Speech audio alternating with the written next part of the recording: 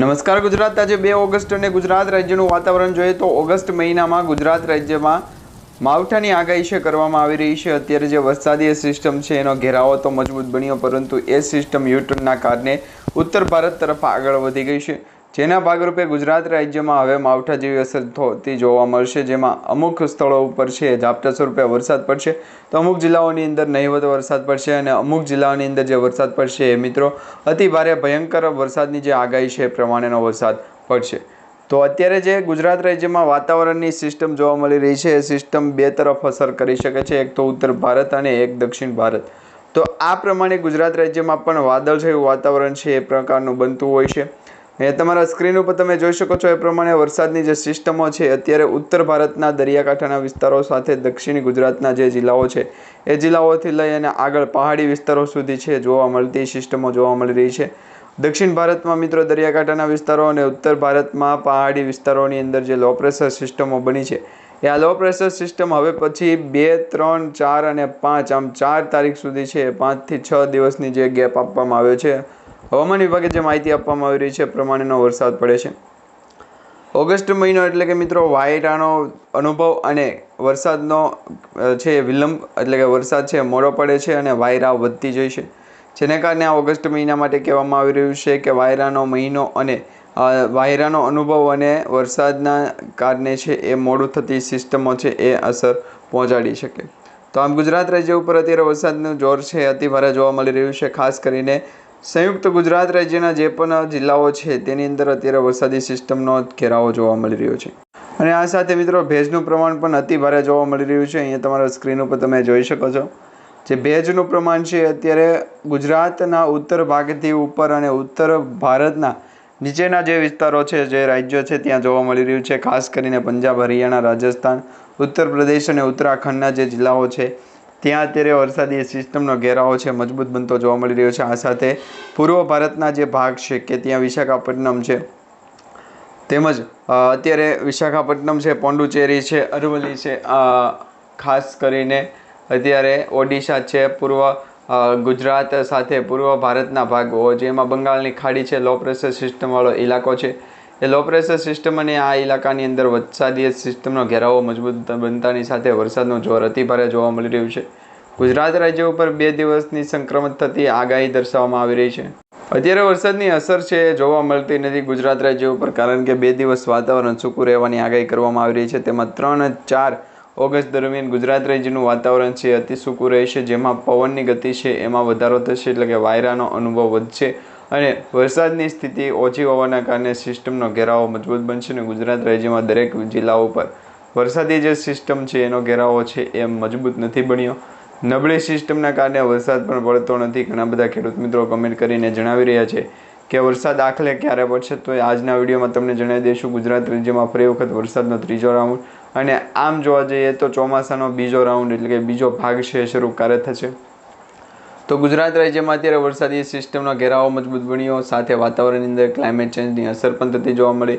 આમ જોવા જઈએ તો ગુજરાતના દરિયાકાંઠાના વિસ્તારથી સૌરાષ્ટ્રના પૂર્વ પશ્ચિમી ભાગના વિસ્તારો સુધી છે એ વાદળછાયું વાતાવરણ છે, પરંતુ આ જિલ્લાઓની અંદર અત્યારે વરસાદ છે એ નહીવત જેવો જોવા મળી રહ્યો છે।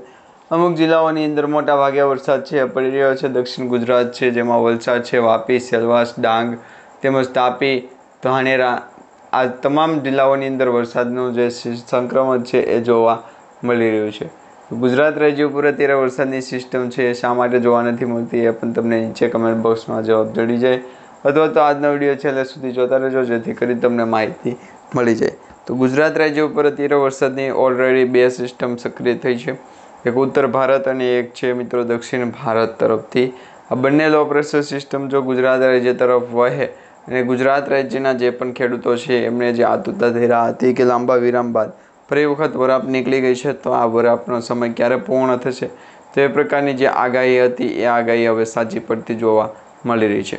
ગુજરાત રાજ્યના જે પણ મિત્રો છે એમને ખાસ વિનંતી છે, જો તમે પણ વેધર એનાલિસિસની જે આગાહીની જે ચેનલ છે જોતા ન હોય તો અત્યારે જ અમારી આ યુટ્યુબ ચેનલને સબસ્ક્રાઈબ કરી લેજો અને તમારા દરેક વોટ્સઅપ ગ્રુપ, ફેસબુક ગ્રુપમાં દરેક મિત્રો સુધી આજનો વિડીયો શેર કરી દેજો। હવે ખાસ કરીને જોવા જઈએ તો ગુજરાત રાજ્ય ઉપર વરસાદની જે સિસ્ટમ છે અત્યારે તો જોવા મળતી નથી, પરંતુ આ સિસ્ટમનો ટ્રફ છે એ મજબૂત બન્યો છે કે કેમ તો અહીંયા તમે સ્ક્રીન ઉપર જોઈ શકો છો એ પ્રમાણે વરસાદી સિસ્ટમનો ટ્રપ છે મજબૂત નથી બન્યો.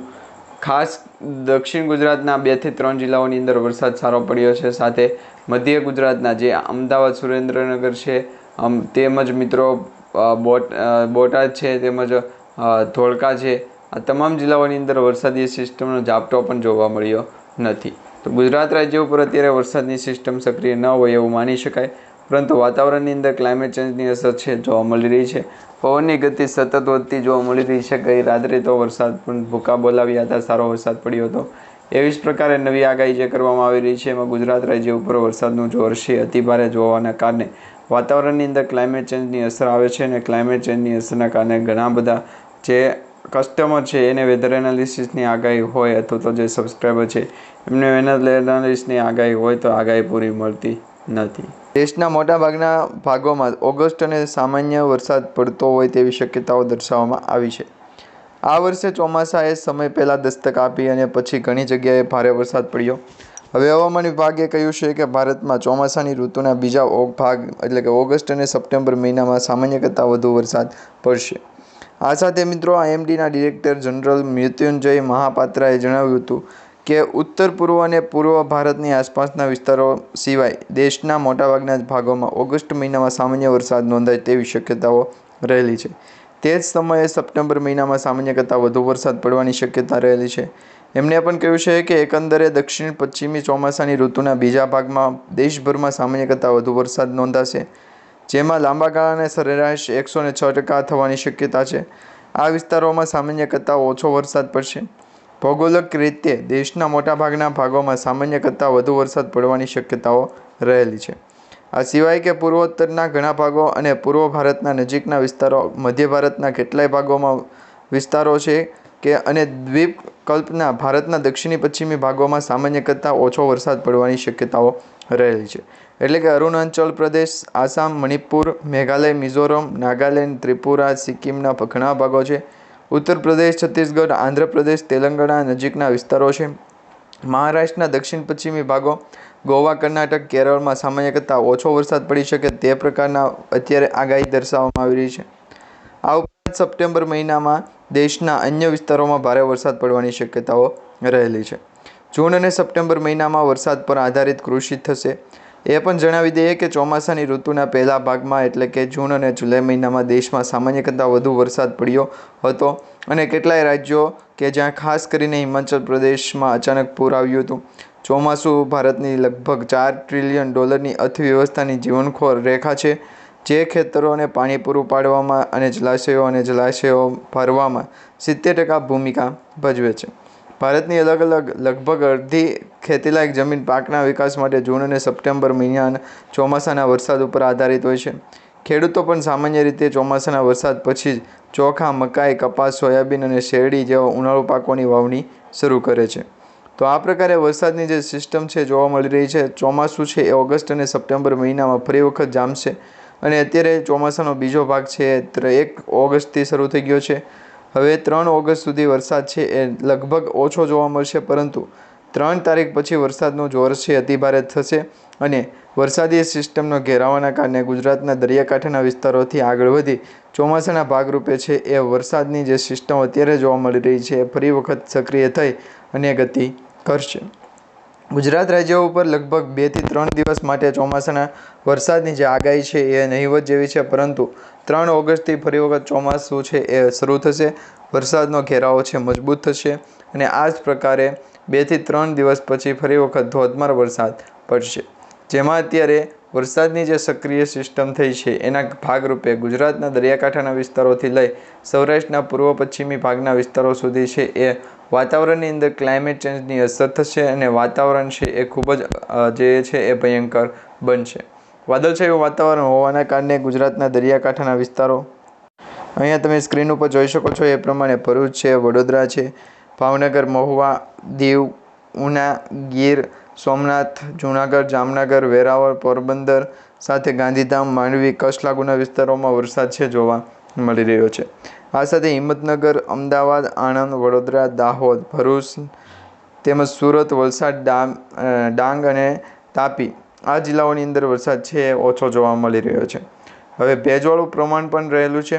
વાતાવરણની અંદર છે એ ભેજનું પ્રમાણ વધુ અને હવાનું દબાણ ઓછું હોવાના કારણે વરસાદની જે સિસ્ટમ છે એ સિસ્ટમમાં ઘેરાવો છે મજબૂત બન્યો છે, જેના કારણે અત્યારે 24 કલાકની આગાહી દર્શાવવામાં આવી રહી છે. 2 થી 3 દિવસ માટે ભારેથી અતિભારે વરસાદ પણ પડશે. અને આ સાથે સૌરાષ્ટ્ર લાગુના વિસ્તારો કે જ્યાં અત્યારે વરસાદની સ્થિતિ છે ખૂબ ઓછી જોવા મળી રહી છે, ખાસ કરીને ભાવનગર, અમરેલી, બોટાદ, પાલિતાણા, તળાજા આ જે શહેરો છે ત્યાં અત્યારે વરસાદ છે નહીવત જેવો જોવા મળી રહ્યો છે. બપોર પછી આ જિલ્લાઓની અંદર અને જે શહેરો છે એની અંદર પવનની ગતિ છે વધી હતી. લગભગ સામાન્ય કરતાં વધારે પવનની ગતિ ફૂંકાણી હતી, જેમાં અત્યારે 20 કિલોમીટર પ્રતિ કલાકની ઝડપથી 35 કિલોમીટર પ્રતિ કલાકની ઝડપે પવનો ફૂંકાઈ રહ્યા છે. ને વાવાઝોડા સમાન પવનો ફૂંકાતાની સાથે વરસાદની જે સિસ્ટમ છે એ સિસ્ટમમાં પણ ઘણી બધી અસર થતી જોવા મળી રહી છે.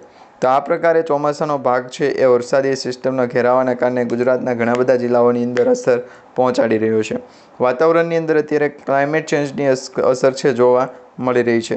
તેના જ ભાગરૂપે અત્યારે ધોધમાર વરસાદ પણ પડી રહ્યો છે અને 2 થી 3 દિવસની નવી જે હવામાન વિભાગની આગાહી છે એ પ્રમાણે જોવા જઈએ તો ગુજરાતના ઉત્તર ભાગ અને કચ્છ લાગુના વિસ્તારોની અંદર છે એ ધોધમાર વરસાદ પડશે.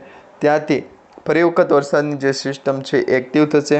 3 તારીખ પછી ચોમાસું છે એ ફરી વખત સક્રિય થશે અને ગુજરાત રાજ્યના ઘણા બધા જિલ્લાઓની અંદર વરસાદ પડશે. તો મિત્રો, અત્યારે આપણે જે આગાહી, માહિતી અને વિડીયો જોયો છે તમને સારો લાગ્યો હોય તો વિડીયોને લાઇક આપજો, ચેનલને સબસ્ક્રાઈબ કરજો અને તમારા દરેક વોટ્સઅપ ગ્રુપ, ફેસબુક ગ્રુપમાં દરેક મિત્રો સુધી આજનો વિડીયો શેર કરજો.